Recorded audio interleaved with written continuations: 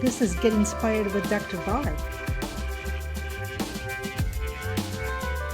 Hello, everyone. This is Barbara Vocatus, host of Get Inspired with Dr. Barb, podcast on education, innovation in education. I would like to share a very short reflection that I've heard for a long time on education.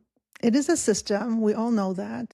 Our life is governed to a large extent by all kinds of systems because things have to work, and that's what people figure out. We have to create systems in order to make things work and serve people who are in the system. So we understand that. However, I have a feeling that as far as education goes in the United States, but not only, probably across the globe, the educational system serves mostly the system itself. For some interesting reason, there's reasons for that.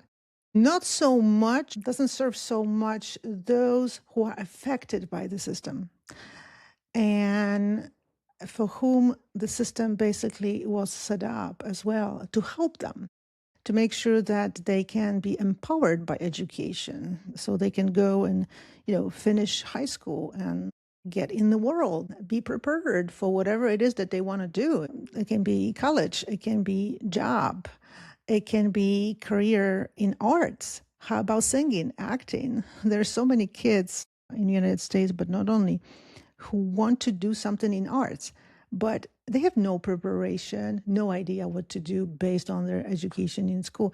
So I think that systems are just not serving many children. Some, to some extent, to all, but we really have some serious issue with this. And today I have an absolutely amazing guest. He's joining from Saudi Arabia, and his expertise is something that really just caught so much attention from me. This is something he knows about, and he's even certified to work in this area. I didn't know about. I don't know why. Well, we don't know everything, but he is an expert in this area. There are two incredible concepts. One is called presilience, another one, intelligence risk. And sometimes I might be saying these things maybe not correctly, so he is the most appropriate person to correct me. And I'm just so impressed with his work and also with an idea how these concepts, these ways of thinking might maybe help revamp educational systems. So Dr. Fayadh Alenezi is an independent strategy consultant and academic leader specializing in governance, risk management, and business continuity. He's a certified presilience practitioner, regional lead for the Institute of Presilience. I had no idea Institute of Presilience exists. Now I do.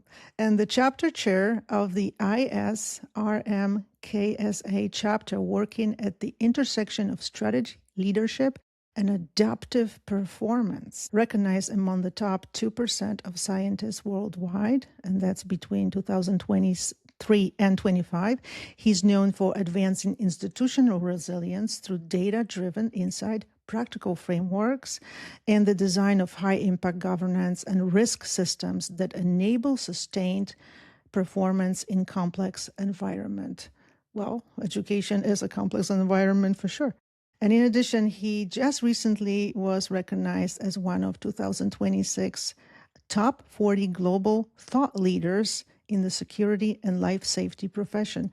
Dr. Fayadh Alenezi, welcome on my show, Get Inspired with Dr. Barb. Thank you very much, Dr. Barb. It's a pleasure to be a guest on your show. I'm looking forward to it. I am so honored, and really the pleasure is mine. And I just would like to jumpstart this conversation.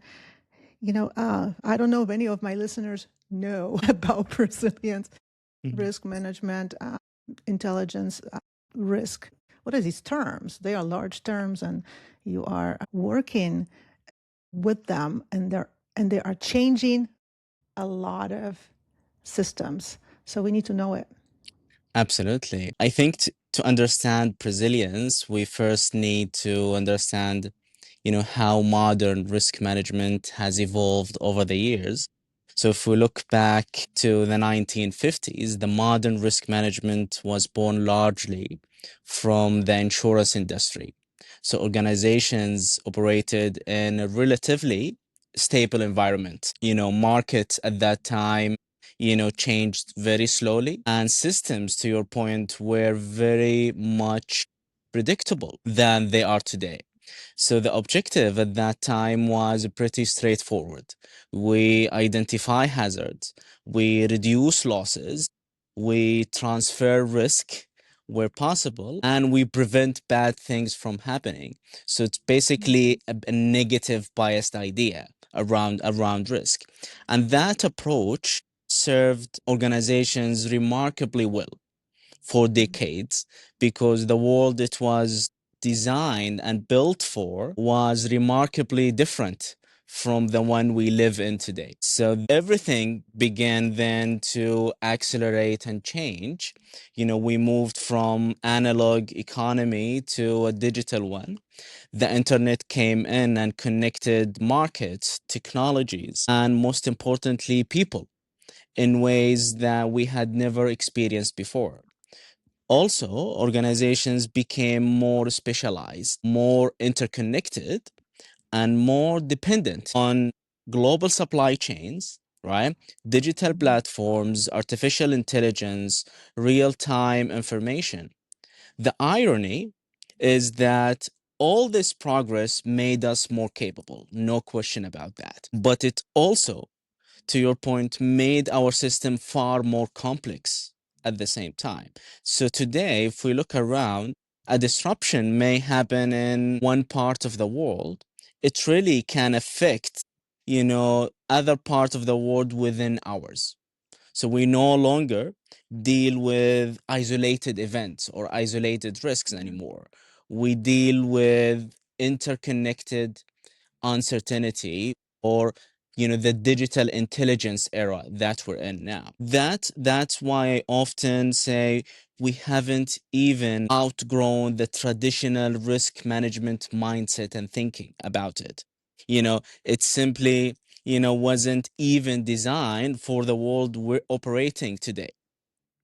So this is what I think organizations need to develop, what we call three complementary mindsets, right? The first mindset is the compliance mindset, which is, the things that we have to do, policies, regulations, standard, governance, controls, all of that. To be a good civilian citizen, you need to follow the rules, right? But complying the rules doesn't lead to success, right?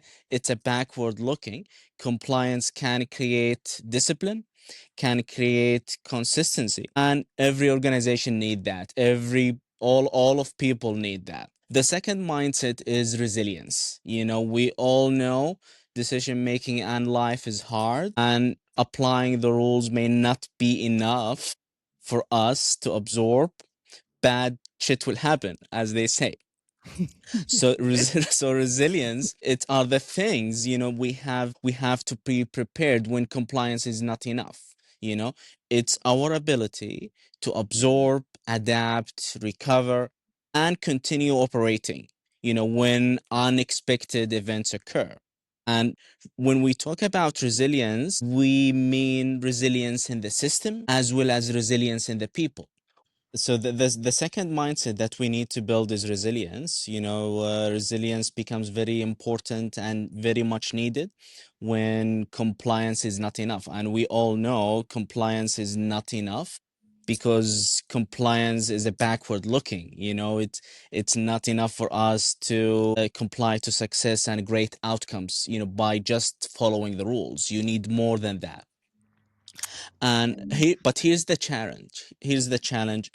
If our strategy is simply to become better at recovering from disruptions, we are accepting that disruptions has already happened.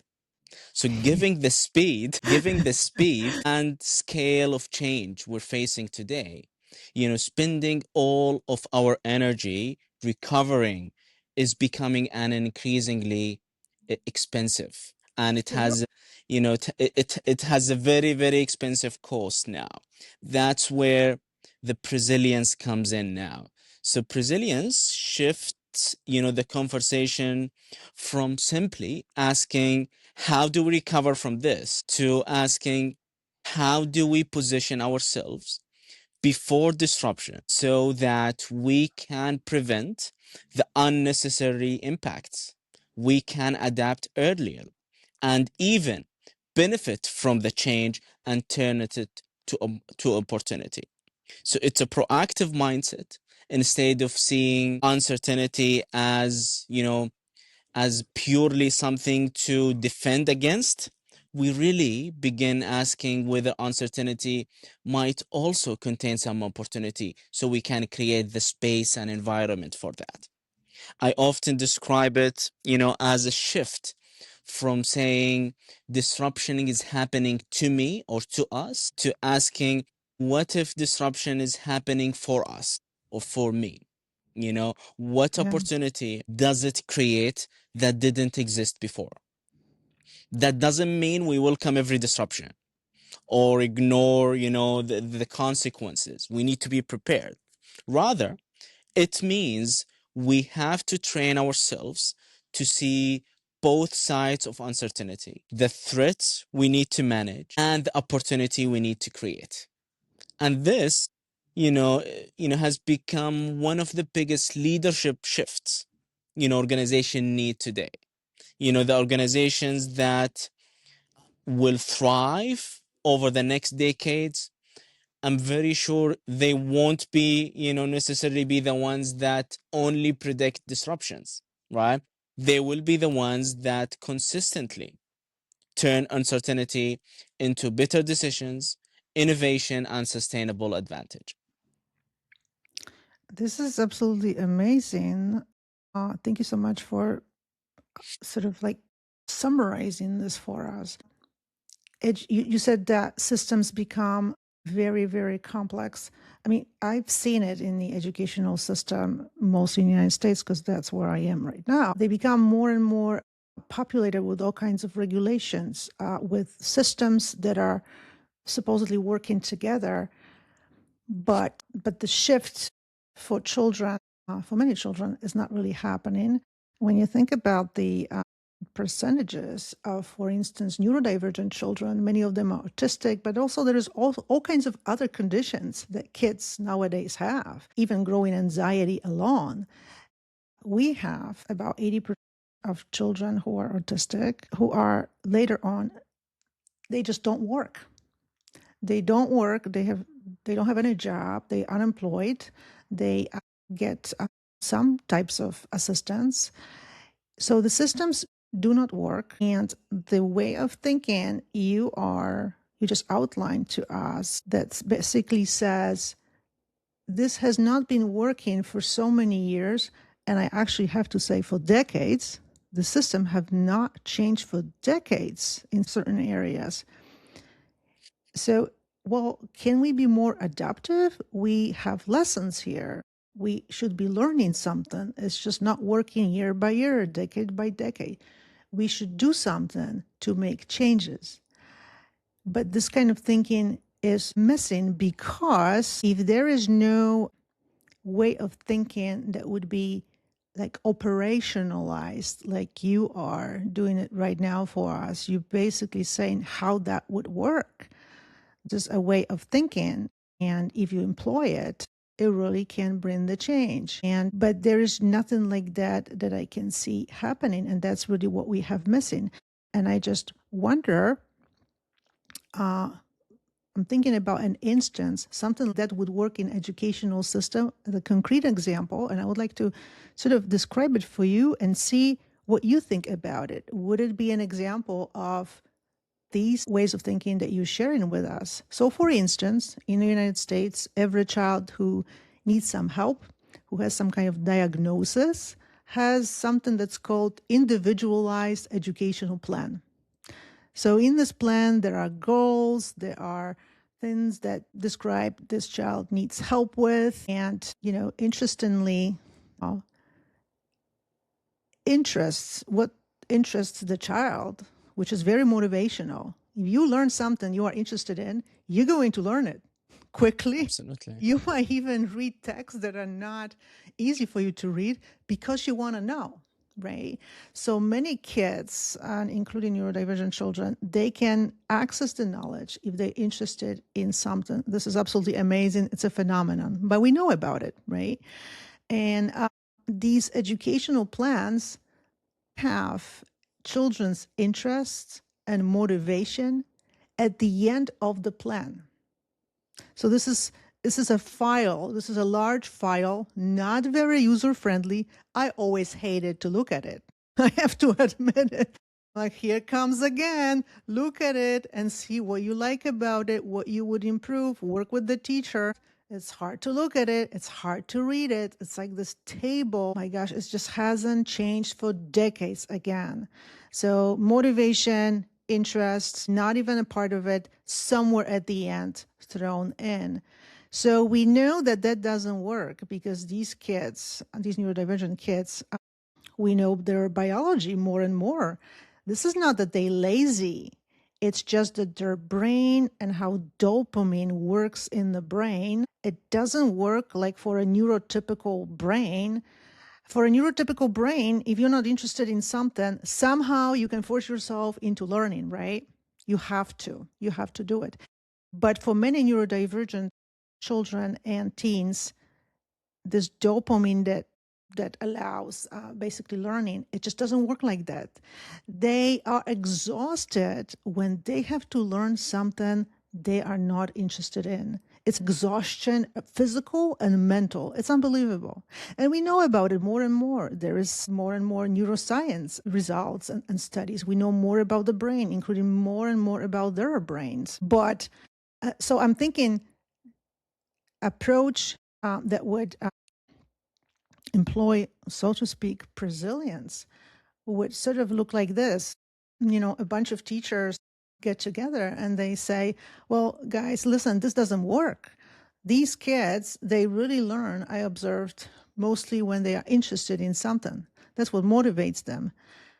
Let's see if we can change the structure of these plans. And by the way, I've just heard that parents just absolutely hate these plans. It's very hard to follow them the way they're structured. Let's see if we can do something about it within the policies, within certain rules. Can we help parents and the children in different ways? And from that moment, there is some kind of collaboration, some kind of tangible work to make lives of these children and parents better, to improve these so-called individualized educational plan. Would that be an example of the approach you're describing for us? It's really campy, and to your point, you explained what we call complexity very well. We are in a complex world, and we are trying to solve much of the issues as the system is not complex. So complexity has two variables, to your point: control and certainty. Look around us. How much control do we have? Not much. And how much certainty we have, it's very low. Uncertainty is getting, high and high. That's where adaptability and being adaptive is become a crucial now. And that's, um, one of the drawbacks of some of the education systems that we're dealing with. If we look how, the modern education system and how it evolved, you know, in my opinion, I think they were developed and built for a very different world than today. The industrial revolution requires it. It all came from the industrial revolution. So the industrial revolution required consistency, standardization, right? Specialization and efficiency. So organizations needed people who could perform, very predictable tasks repeatedly and reliably. And schools naturally evolved, to people or to prepare people for that reality. And we don't have much predictability in the world now. So we need more adaptive people. And in many ways, even our management practices and educational systems are still built on those same foundations, unfortunately. So we reward the right answers, Yeah. standardized performance, right? Yeah. Efficiency and certainty. So success also is often measured by how well people follow established processes and achieve predefined outcomes. But we're no longer living in industrial age world. We're going into, or actually now we are in what we call information age world, right? Where knowledge changes very quickly and rapidly. Technology, is being evolved and changing and developed continuously. And uncertainty, and to your point, complexity has become the normal operating environment now that we're dealing with. So the challenge really is not simply just producing efficient graduates or efficient organizations. It's how can we develop people who can adapt when the environment around them changes. And I often say we've become very, very good at building efficient systems, but not necessarily, very, very good or as good at building, adaptive systems and adaptive people. When we reward only KPIs, only grades, or even short term performance, we unintentionally teach people that certainty is the goal, right? Yeah. Yet, most of the most important challenges they will face out there when they go out won't have one correct answer. They will involve ambiguity, competing priorities, incomplete information, and very fast paced change that we're dealing with now. And that's where the risk intelligence is very much important now. Risk intelligence should not be just a subject, to teach and we add to the curriculum. It's actually a way of thinking. It's how can we help people become very comfortable asking better questions now? Yeah. How can we make them recognize the assumptions and be able to question those assumptions? Understanding the context, because risk and everything lives within a context. So, understanding the context, being able to translate that context if we pass through disruption or not, is a skill and it requires some work. Also, Yeah. decision making is a skill.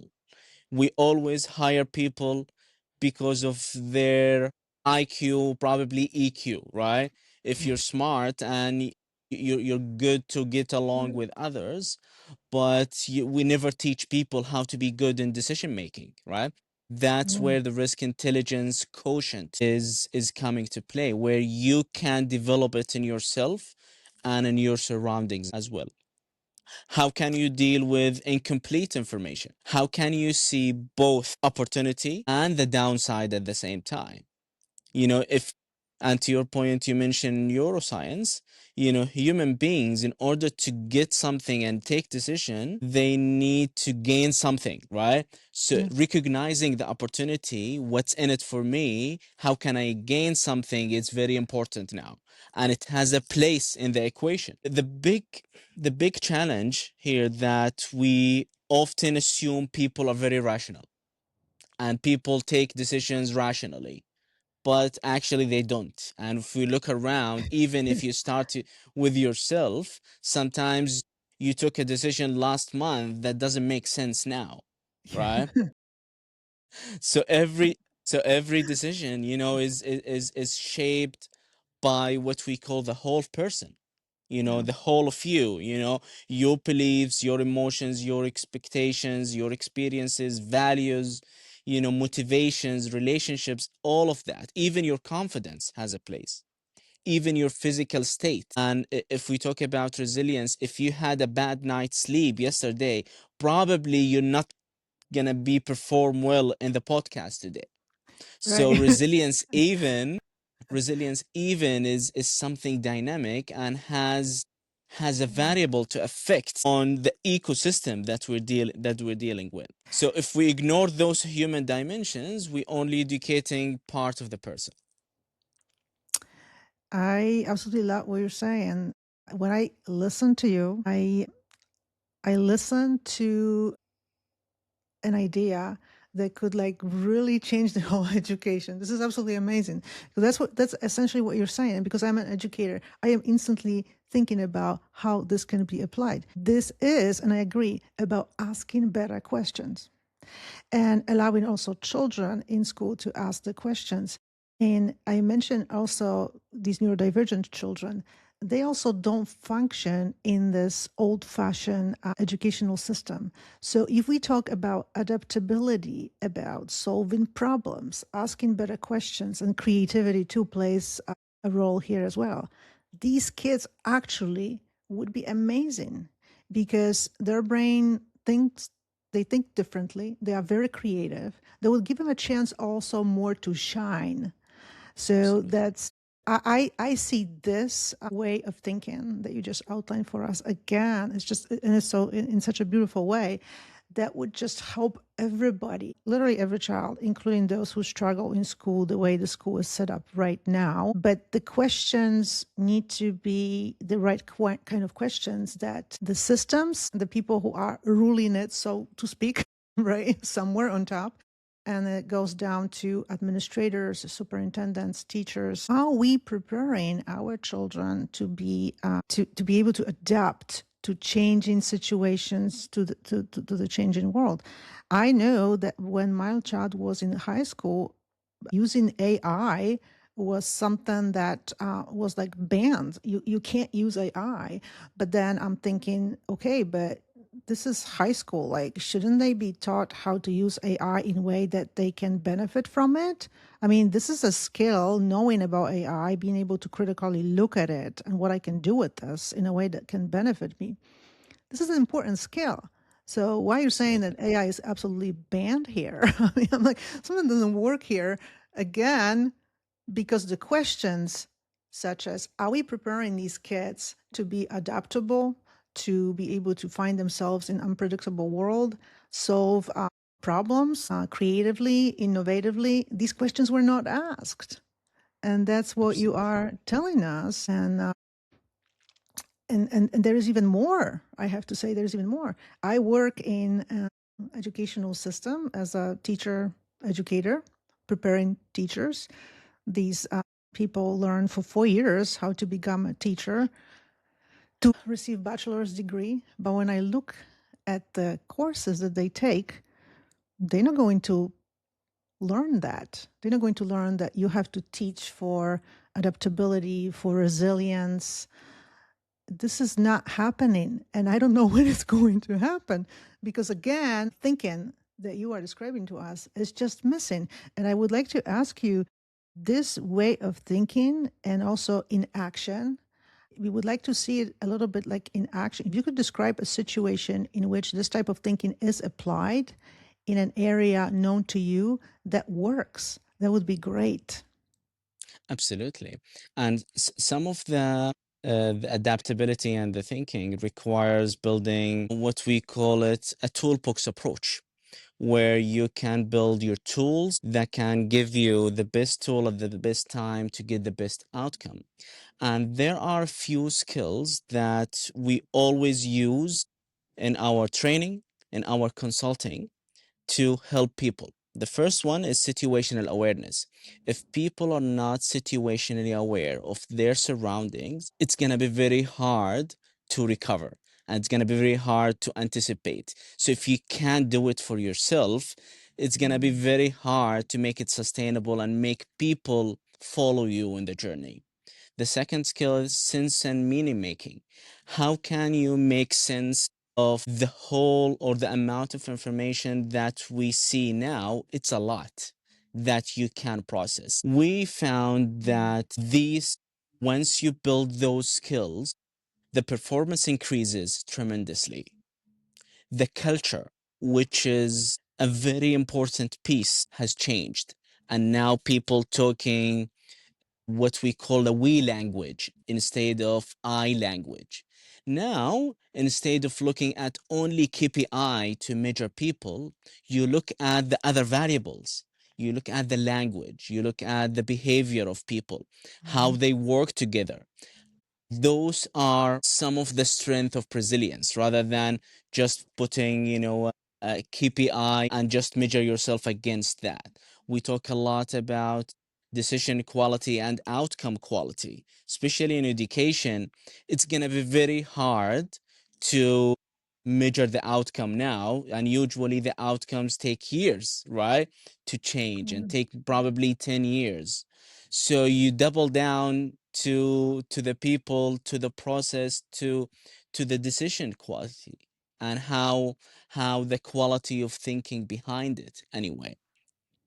Uh, Culture, Barbara, is one of the required thing, especially in education, that we really need to build, really. And this is kind of also our specialty, how can you build high performing risk culture where people really can perform well, can make decisions very comfortably.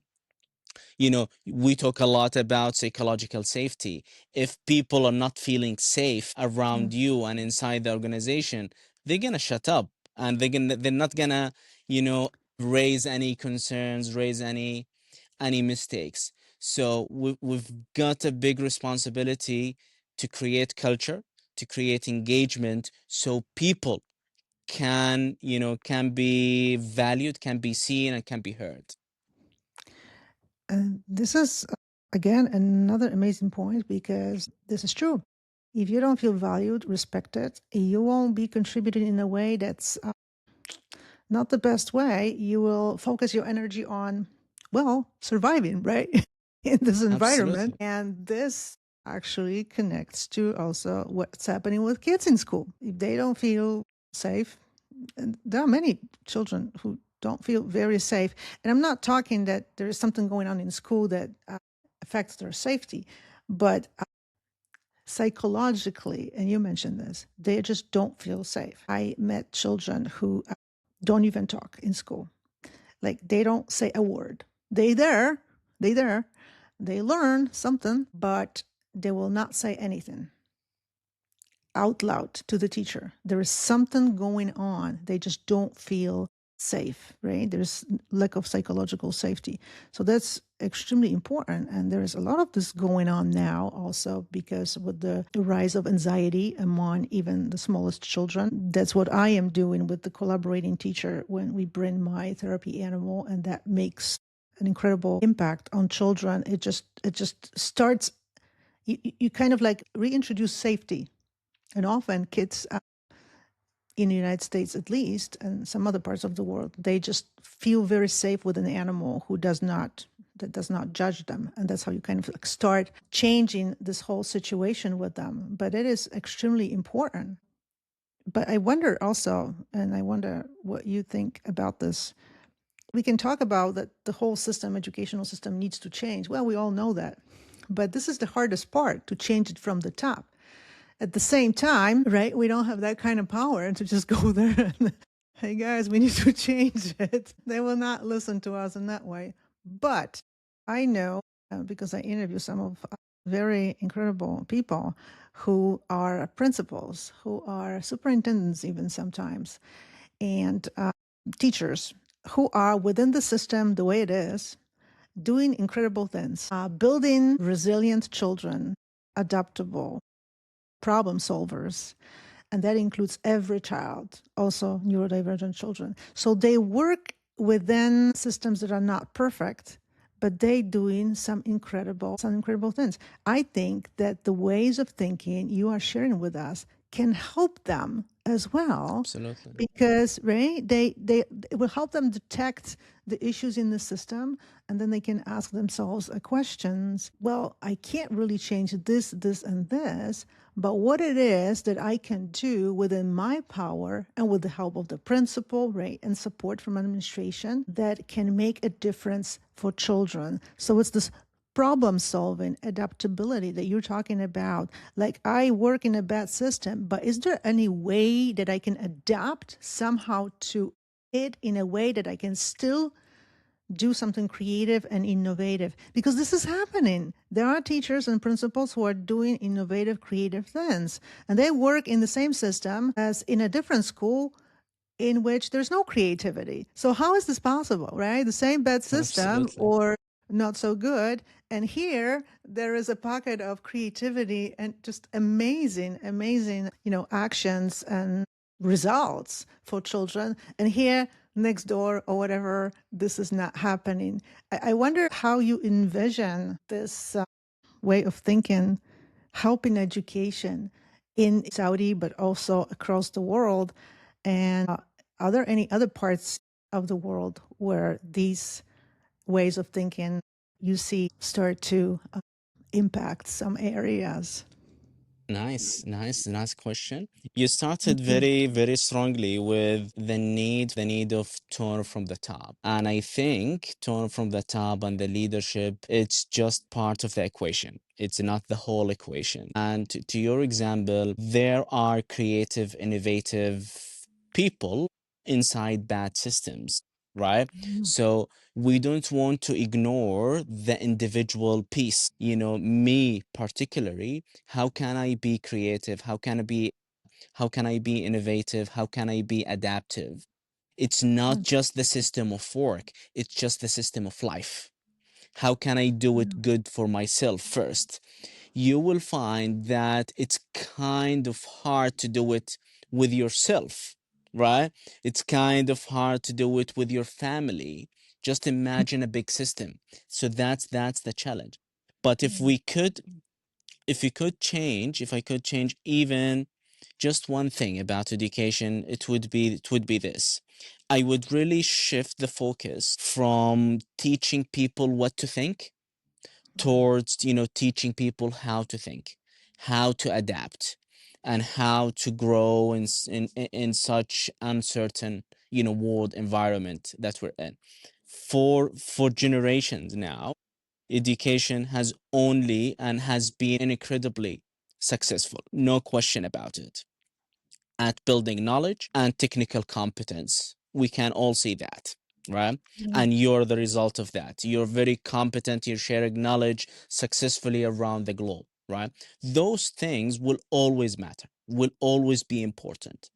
But the world now, our children are entering, is fundamentally different from where their parents entered, right? Yeah. Many of today's students will work in jobs that don't even exist now. They will collaborate with, technologies that are still being developed, right? Yeah. And face challenges that we can't yet even predict now. So that means education can no longer prepare students only for known problems, right? We need to prepare them and be good at facing the unknown ones, which is the adaptability piece. That's where really I believe the presilience, whatever you call it, the name is not the important here, Mhm. but the presilience, the adaptability, the adaptive skills, they should become, part of the education system, you know, bringing much earlier than just the university. How can we start early, with teenagers in high school, right? Because if we wait until people become managers or executives or leaders, we teach them about leadership or decision making or adaptability, it's too late. Many of their thinking, are already being established and it's done. To be honest, you can Yeah. change a little bit, not much. But imagine, instead of that, you start with children and teenagers that are gradually going to the workforce to develop these capabilities through the education system. Not maybe not by teaching, just risk management, simply, but how can we help them become comfortable with uncertainty? Yeah. How can we make them understand that setbacks and failures are part of learning? How Yes. can we make them recognize opportunities within change? So how do they look at change? Is it something positive or negative? And how can we create the positivity out of that? The most important thing, they should appreciate different perspectives. They should regulate their emotions, right? Mhm. They should make thoughtful and wiseful decision. All of these are very important capabilities that we need to teach those children from early age. Those are resilience capabilities, right? As the students grow older, these capabilities becomes even more sophisticated if we just try it in secondary school or high school. We really are able to begin teaching them system thinking, critical thinking, collaboration, decision making, decision quality. Those things are very important. And in university, they can learn how uncertainty can affect organization wise, how can it affect leadership, innovation, healthcare, and those areas. So by the time they go to the workforce, they won't just be, just having, professional knowledge, right? AI is giving the knowledge, to your point, for free. And it's far better than what we even can deliver, right? They will have developed really an adaptive mindset that allow them to continue learning as the environment and as the world around us, keep changing. Dr. Alenezi, this is a perfect ending to our chat today because you've just unfolded this vision that I absolutely love. I'm signing my name underneath that. And I would like the education to look like this because this is so important. Because if we fail to include it, this way of thinking in education, we will be doing so much disservice to children. The service is already happening every day in schools. I just mentioned the situation with banned AI. I mean, the teachers are using AI, so why do they ban AI in school if they use it themselves? It's kind of a funny thing, right? But reality sometimes is very ironic. And I just really wanted to tell you that I'm very, very honored. This conversation was absolutely incredible. I think this is going to be part one, just, and in the future we should set up Absolutely. another one. Thank you so much. If you could just share with our audience where you can be followed, your activity, and you recently also issued the first issue of the new journal. Amazing new contribution and initiative, and a way of spreading ideas from peer-reviewed journals out there on LinkedIn, which is another thing. We didn't have a chance to talk about that, but another time, right? If you could mention where you can be followed, that would be great. Absolutely. I'm pretty much available on LinkedIn. I talk a lot about this stuff, and it's quite early. We need thousands of people that can master these skills to be able to create a mass and be able to move the needle. I talk a lot about this stuff. I offer lots of trainings that is pretty unique, that can talk a Yeah. lot about mindset and adaptive performance and all of that. So it's not just, hey, this is the theory. It's just also we're offering with it, the how and what to do.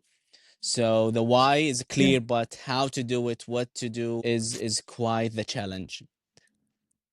It sure is. But well, I'm supporting your activity in any way I can. And it's absolutely amazing to be able to talk about education in that way. We haven't done it on the podcast yet. This is innovative itself, but I am just so intrigued with this way of thinking because this is a missing piece, I think, and we will have to spread these ideas. Absolutely, absolutely. That's for And sure. I think we need to have more people, more generous, I would Yeah. say, where people that can look at the whole ecosystem and the big picture. We've been very, very good at our specialty, right? You are in this Yeah. area, I am in that area, but Mhm. how can we integrate those to get good outcomes? That's the tough part. We haven't been trained in school, also in the workforce, to deal with integrated people, integrated function very well. Exactly. And that's another innovative piece that we need to get out there too. It's bridging those disciplines because that's where these creative ideas actually are born. I mean, there is no question about it. I have an example of that. I am an example of that myself. I like to collaborate people outside of my expertise within education, what I'm doing, but also the more you venture, the better, because everything is connected. So how do you Absolutely. see the connection if you're not collaborating with others who are not doing exactly the same thing you're doing? Thank you so much for Absolutely. today. I know you have other commitments today, but I also would like to thank our wonderful audience. Please make sure to follow the show, Get Inspired with Dr. Barb. Once the episode with Dr. Alenezi airs, we will be so curious to see what you think about it. Don't be afraid to contribute your thoughts. And even if you disagree, let us know too. We Yeah. will be ready for that as well. Yeah. We Okay. welcome disagreement, to be honest. Exactly. Exactly. Thank you so much. Bye bye, everybody. And I'll see you on social media somewhere and also on LinkedIn. Thank you so much, Dr. Alenezi. Bye bye, Thank you. everybody. Thank you. You're welcome. Thank you so much.